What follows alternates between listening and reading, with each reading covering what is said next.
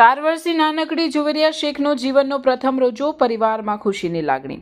વિશ્વમાં અત્યારે ઇસ્લામ ધર્મનો સૌથી પવિત્ર ગણાતો રમઝાન માસ ચાલી રહ્યો છે। આ માસમાં મુસ્લિમ બિરાદરો આકરી ગરમીમાં પણ કલાકો સુધી ભૂખ્યા તરસ્યા રહીને ખુદાની ઇબાદત કરતા હોય છે। ત્યારે ભરૂચના વેજલપુર મુસ્લિમ ખારવા વાડમાંથી આસ્થા અને અતૂટ શ્રદ્ધાનો એક એવો કિસ્સો સામે આવ્યો છે જેણે પંથકના લોકોમાં ગૌરવની લાગણી જન્માવી છે।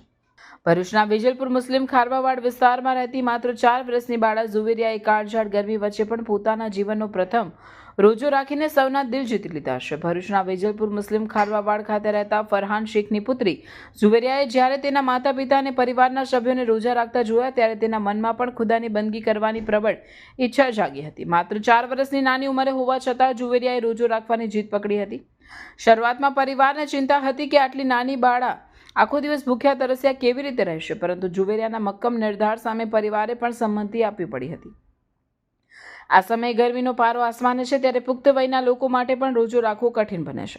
તેવામાં માસૂમ ઝુવેરિયાએ વહેલી સવારે સહેરી કરી રોજાના સંકલ્પ સાથે દિવસની શરૂઆત કરી હતી। આખો દિવસ રમતગમતમાં વ્યસ્ત રહેવા છતાં તેણે પાણી કે ખોરાકનો સ્પર્શ પણ કર્યો ન હતો। સાંજની ઇફતારી સમયે જ્યારે તેણે રોજો ખોલ્યો ત્યારે તેના ચહેરા પર એક અનોખો સંતોષ અને તેજ જોવા મળ્યો હતો। ઝુવેરિયાએ માત્ર રોજો રાખીને પોતાની આસ્થા જ પ્રગટ નથી કરી, પરંતુ તેણે આ પવિત્ર ઘડીએ દેશના ભલા માટે પણ પ્રાર્થના કરી હતી।